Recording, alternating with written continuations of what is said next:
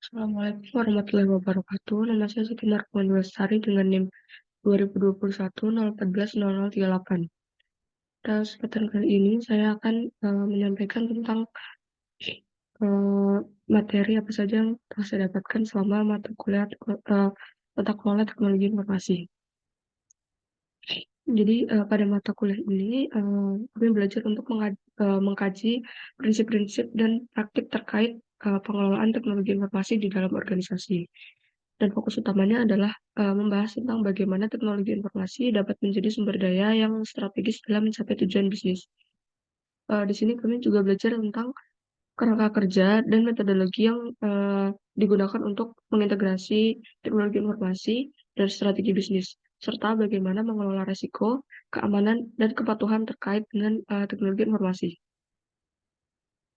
Pada awal mata perkuliahan, kami membahas tentang 5 fokus area TKTI, yaitu ada strategic alignment, yang dimana strategic alignment memastikan bahwa arah strategis teknologi informasi sesuai dengan tujuan dan strategi organisasi. Tujuannya adalah untuk menyelaraskan inisiatif teknologi informasi dengan kebutuhan dan prioritas bisnis untuk mencapai manfaat yang maksimal. Yang kedua ada risk management. Risk management mengidentifikasi, menilai, dan mengelola resiko yang terkait dengan penggunaan teknologi informasi. Tujuannya adalah untuk mengurangi dampak dan kemungkinan risiko pada operasi teknologi informasi dan bisnis secara keseluruhan. Yang selanjutnya adalah value delivery. Value delivery memastikan bahwa teknologi informasi memberikan manfaat bisnis yang diharapkan. Tujuannya adalah untuk memaksimalkan nilai bisnis dari investasi teknologi informasi dan mengoptimalkan penggunaan sumber daya. Yang selanjutnya adalah resource management, di mana resource management membangun dan memelihara infrastruktur teknologi informasi, aplikasi, data, dan keterampilan manusia yang diperlukan. Tujuannya adalah untuk memastikan pengelolaan yang efisien dan efektif bagi sumber daya teknologi informasi. Yang selanjutnya dan yang terakhir adalah performance measurement. Performance measurement memantau dan mengevaluasi kinerja teknologi informasi untuk memastikan pencapaian tujuan dan kebutuhan bisnis. Tujuannya adalah untuk memberikan informasi yang objektif tentang sejauh mana teknologi informasi mendukung pencapaian tujuan organisasi. Pada strategic alignment, kita belajar tentang Work and Prepared Framework, RACI Model, dan RACI COVID EDM 01. Untuk bisnis strategi tools yang digunakan, kita belajar tentang balance scorecard, kemudian bisnis model canvas atau BMC, kemudian SWOT, Pestel, dan Porter's Reports. Yang selanjutnya adalah COVID framework. COVID adalah kerangka kerja untuk tata kelola dan manajemen perusahaan dan ditujukan untuk seluruh perusahaan. COVID mendefinisikan komponen dan faktor desain untuk membuat dan mempertahankan sistem tata kelola yang paling sesuai dengan perusahaan. Kerangka kerja COVID 2019 yang diakui secara global akan membantu memastikan tata kelola perusahaan untuk teknologi dan informasi yang bersifat efektif, mendukung proses implementasi yang lebih mudah dan dapat disesuaikan, serta memperkuat peran COVID secara berkelanjutan sebagai pendorong utama inovasi dan transformasi bisnis. Pada COVID 2019,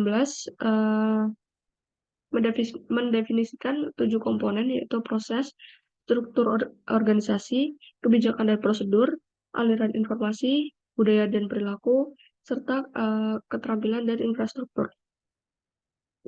COVID sendiri menangani masalah tata kelola dengan mengelompokkan komponen tata kelola yang relevan ke dalam tujuan tata kelola dan manajemen yang dapat dilakukan hingga tingkat kemampuan atau kematangan yang diperlukan. COVID mendefinisikan faktor desain yang harus dipertimbangkan oleh perusahaan dalam membangun sistem tata kelola yang paling sesuai. Ruang lingkup COVID 2019 sendiri terdiri dari 2 proses, yaitu governance proses dan manajemen proses, di mana pada governance proses kebutuhan dan kondisi pemangku kepentingan atau stakeholder dievaluasi untuk menentukan tujuan perusahaan yang seimbang dan disepakati. Kemudian arahan atau direction ditetapkan melalui penentuan prioritas dan pengambilan keputusan, serta kinerja atau performance dan kepatuhan compliance akan dimonitor terhadap arah dan tujuan yang disepakati. Sedangkan untuk manajemen proses terdiri dari beberapa aktivitas, yaitu merencanakan atau plans, membangun atau build, menjalankan atau runs, dan memantau atau memonitoring kegiatan yang sejalan dengan arahan yang telah ditetapkan oleh Dewan Direksi untuk mencapai tujuan perusahaan. Yang selanjutnya kita membahas tentang level of capability level. Eh, Pada materi ini kita membahas tentang performance management atau manajemen kinerja yang menyatakan bahwa seberapa baik suatu sistem tata kelola dan manajemen serta komponen kerja suatu perusahaan dan bagaimana mereka dapat ditingkatkan untuk mencapai tingkat yang diperlukan. Eh, Performance management mencakup konsep dan metode seperti capability level dan maturity level. COVID menggunakan istilah manajemen kinerja COVID atau COVID Performance Management atau CPM yang merupakan sebuah metode untuk menilai seberapa baik sebuah proses diimplementasikan dan dilaksanakan. Pendekatan yang dilakukan adalah capability level dan maturity level.